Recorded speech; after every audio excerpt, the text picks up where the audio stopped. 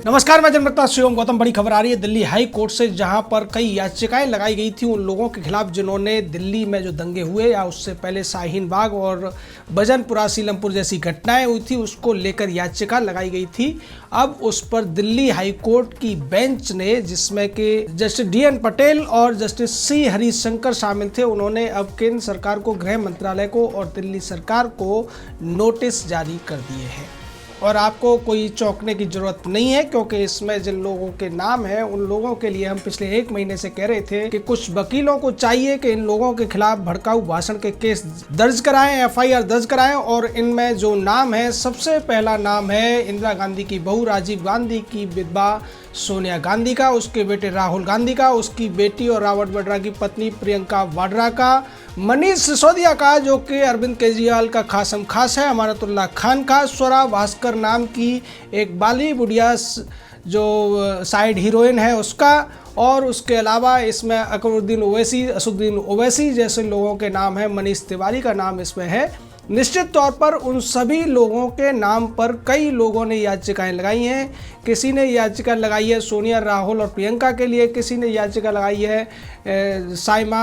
नाम की एक RJ है, उसके खिलाफ भी याचिका लगी है, उसके अलावा हर्ष मंदर के खिलाफ भी याचिका लगी है। तो कुल मिलाकर ये करीब 1 दर्जन के करीब लोग हैं जिनके खिलाफ अब हाई कोर्ट में याचिकाएं लगी हैं। और हाई कोर्ट की बेंच ने, जिसमें DN पटेल और C हरिशंकर शामिल थे, उन्होंने अब सीधे तौर पर केंद्र सरकार को नोटिस जारी कर दिया। इसका मतलब ये है कि हाई कोर्ट इस मैटर को सुन रहा है और अब सोनिया, राहुल, प्रियंका जैसे लोग बच नहीं पाएंगे अपने उन गुनाहों से जो उन्होंने बहुत पहले किए हुए हैं। दरअसल सोनिया गांधी ने ही इस पूरे के पूरे ड्रामे का, इस पूरे के पूरे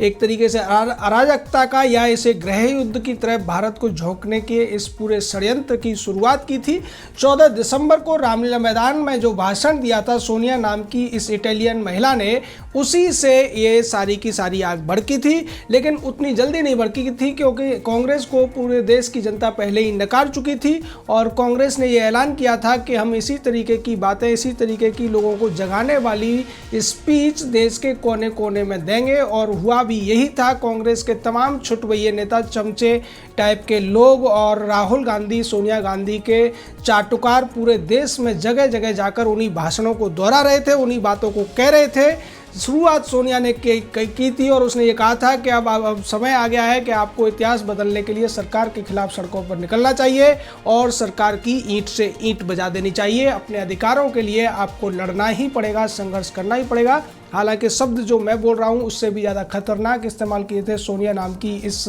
इटालियन महिला ने, जिसके माता पिता हिटलर और मुसोलिनी की सेनाओं में या उनके संगठनों में काम कर चुके हैं। निश्चित तौर पर आप समझ सकते हैं ये इटालियन महिला देश के लिए कितनी खतरनाक है कि इसके उस 2 महीने पुराने स्पीच के बाद देश में सैकड़ों लोग मारे गए, तमाम सरकारी संपत्तियों को नुकसान हुआ और उसके बाद कितने लोगों को परेशानी अब भी हो रही है, क्योंकि शाहीन बाग में इन्हीं लोगों के द्वारा बिठाई हुई महिलाएं और पुरुष रास्ते को रोककर बैठे हैं, जिससे रोजाना लाखों लोगों को परेशानी झेलनी पड़ती है। लेकिन विडंबना यह है कि उसको लेकर किसी ने इतनी सीरियसनेस नहीं दिखाई थी। उन्हें यह लगता था कि ये आम भाषण है। उसके सोनिया के बाद राहुल गांधी ने इसी तरीके का भाषण दिया, प्रियंका वाड्रा बार बार इसी तरीके की बातें करती रही और प्रियंका वाड्रा तो अपने भाई और माँ से 2 कदम आगे जाकर दंगा करने वाले और दंगे में गोली लगने से मरे हुए दंगाइयों के घर जाकर उन्हें शहीद का दर्जा देने की बात कर रही थी और उनको निर्दोष होने के सर्टिफिकेट्स भी बांट रही थी।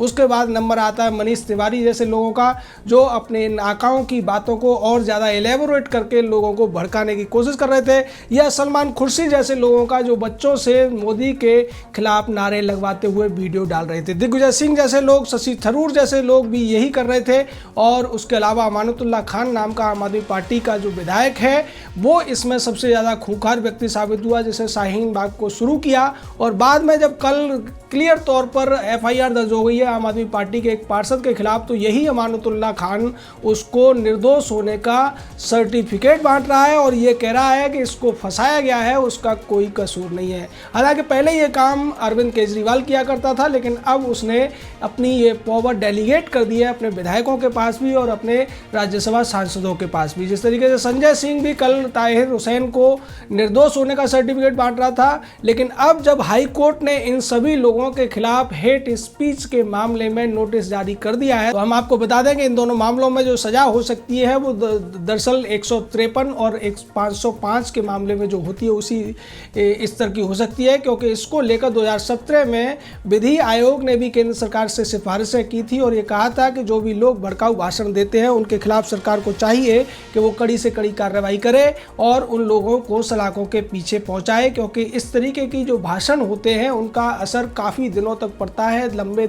समय तक पड़ता है और उसकी बिना पर कई लोग हत्या जैसे कुकृत्य भी कर जाते हैं, अपराधों को अंजाम दे देते हैं। और यही वास्तव में हुआ था। हमने 14 तारीख के उस भाषण के बाद कई बार ये सवाल उठाए थे कि सोनिया ने जो भाषण दिया है उससे देश में बड़ा दंगा हो सकता है और ये दंगे करने के लिए लोगों को उकसा रही है। सीधे तौर पर इसके खिलाफ FIR होनी चाहिए और इस इटालियन महिला को जेल जाना चाहिए, लेकिन तब लोगों ने गंभीरता से नहीं लिया था। लेकिन खैर है कि देर आए दुरुस्त आए, लेकिन अब लोगों ने इसको गंभीरता से लिया और हाई कोर्ट से लेकर सुप्रीम कोर्ट तक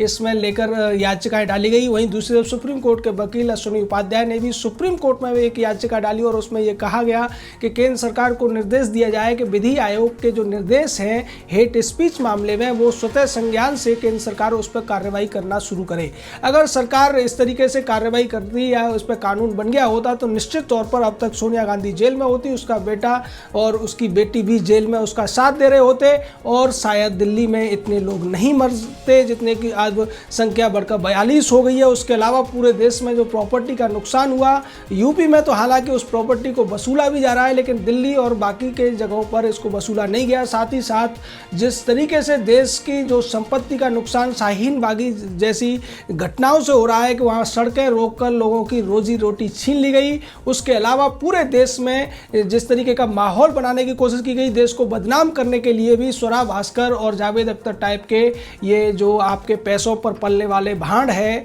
ये भी इस कड़ी में थे। हालांकि एक और बात इसमें अभी तक नहीं हुई है और हम अपने कुछ मित्रों से इस पर अनुरोध करेंगे कि ये हेट स्पीच के मामले में न केवल स्वरा भास्कर, जावेद अख्तर जैसे लोग दोषी हैं, बल्कि इन मामलों में रवीश कुमार, बरखा दत्त, राजदीप सरदेसाई टाइप के पत्रकारों के भी नाम आने चाहिए, क्योंकि इन्होंने जिस तरीके से झूठी खबरें दिखाकर जिस तरीके से अपराधियों को बचाने की कोशिश की और सरकार को कटघरे में खड़े करने की कोशिश की, लोगों को गलत न्यूज़ दिखाई और गलत तरीके से उनको अफवाह फैलाकर गुमराह करने की कोशिश की, तो ये भी हेट स्पीच के मामले में आता है और ये अपने आप को पत्रकार कहकर बच नहीं सकते हैं। निश्चित तौर पर मैं अपने मित्रों से कहूँगा कि इसको लेकर भी वो हाई कोर्ट में याचिका अगर डालते हैं तो बहुत अच्छा होगा, क्योंकि ज़्यादातर केसेस में होता ये है कि अगर स्वरा भास्कर, जावेद अख्तर, सोनिया गांधी, राहुल गांधी, प्रियंका वाड्रा, अकबरुद्दीन ओवैसी, वारिस पठान या फिर असदुद्दीन ओवैसी जैसे लोग जब भाषण देते हैं उस भाषण को बार बार अपने शब्दों में नमक मिर्च लगाकर यही लोग दिखाते हैं और उसका असर बहुत ज़्यादा देर तक होता है।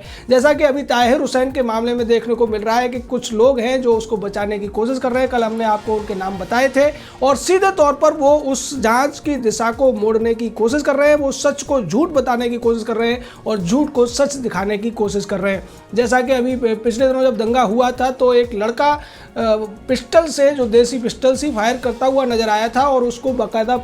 पुलिस ने आइडेंटिफाई कर लिया था, लेकिन उस लड़के को बचाने के लिए रवीश कुमार नाम का ये बड़ा दलाल पत्रकार सामने आया और इसने उसको एक हिंदू नाम से बताने की कोशिश की और ये दिखाने की कोशिश की कि पुलिस बेकार में एक मुस्लिम को फंसाने की कोशिश कर रही है। निश्चित तौर पर इस तरीके की जो बातें हैं ये भी उसी दायरे में आनी चाहिए। ऐसे लोगों के ऊपर भी कड़ी से कड़ी कार्रवाई होनी चाहिए, क्योंकि ये जो न्यूज़ में ऐसा करते हैं उसके तो भाषण से भी ज़्यादा असर पड़ता है और लोगों को ये लगता है कि ये शांति के दूत हैं, सत्य के पुजारी कार्य हैं और हरिश्चंद्र के बिछड़े हुए बेटे हैं, इसलिए इनकी बातों को मानकर लोग कई बार ज़्यादा रिएक्ट करते हैं बजाय सोनिया राहुल या वारिस पठान जैसे नेताओं की बातों को सुनकर। तो निश्चित तौर पर जो कार्रवाई वारिस पठान के ऊपर बनती है, स्वरा भास्कर के ऊपर बनती है या दूसरे अन्य लोगों के ऊपर बनती है, वही कार्रवाई राजदीप सरदेसाई, बरखा दत्त या फिर दूसरे छुटवैये रवीश कुमार टाइप के जो पक्षकार हैं, जो दलाली करते हैं, जो प्रेस्टिट्यूट कहे जाते हैं, उनके ऊपर भी निश्चित होनी चाहिए और इनके पूरे चैनलों पर होनी चाहिए। जिस तरीके से कल भी